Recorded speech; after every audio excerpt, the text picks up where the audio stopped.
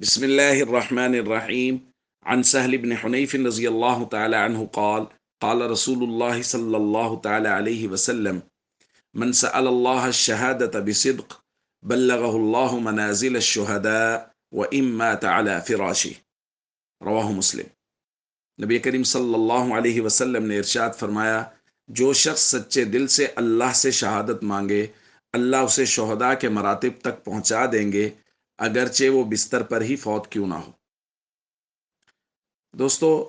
دل میں جذبہ جہاد اور شوق شہادت رکھنا یہ شریعت میں انتہائی مقصود ہے، اور اس کے ساتھ ساتھ شہادت کی صدق قلب سے دعا مانگنا، جیسا کہ نبی کریم صلی اللہ علیہ وسلم سے بھی منقول ہے۔ حضور نے فرمایا: والذی نفسی بیدی لوددت انی اقتل فی سبیل اللہ ثم احیا ثم اقتل ثم احیا ثم اقتل ثم احیا ثم اقتل، کہ قسم ہے اس ذات کی جس کے قبضہ میں محمد صلی اللہ علیہ وسلم کی جان ہے، میری یہ خواہش ہے کہ میں اللہ کے راستے میں قتل کیا جاؤں، پھر زندہ کیا جاؤں، پھر قتل کیا جاؤں، پھر زندہ کیا جاؤں، اور پھر قتل کیا جاؤں۔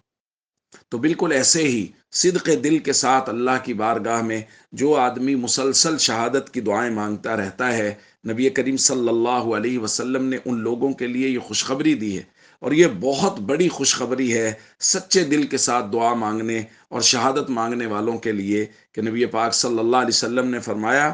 اگرچہ بستر پر ہی فوت کیوں نہ ہو، لیکن اس کے دل کی سچائی کی وجہ سے کہ اس قدر صدق دل سے شہادت کی تمنا کر رہا ہے، اللہ اس کو شہداء والا مرتبہ عطا فرمائیں گے۔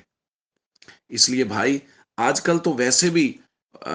جو حالات ہیں ان حالات میں مسلمانوں کا جذبہ جہاد اور مسلمانوں کا شوق شہادت بڑا ہوا ہے۔ غزہ میں، فلسطین میں چھوٹے بچے قربانیاں دے رہے ہیں، خواتین قربانیاں دے رہی ہیں، بوڑھے قربانیاں دے رہے ہیں، اور نوجوان تو سروں پہ کفن باندھ کے نکلے ہوئے ہیں۔ اپنے جذبہ جہاد کو جگائیے اور دلوں میں شوق شہادت پیدا کیجیے، اور اللہ سے ہمیشہ شہادت کی دعا صدق دل سے مانگیے۔ اللہ موقع نصیب کرے تو کفار سے قتال کریں، نہ بھی مل سکے گا تو صدق دل سے دعا مانگنے کی وجہ سے اللہ تعالیٰ شہداء والا مرتبہ ضرور نصیب فرمائیں گے۔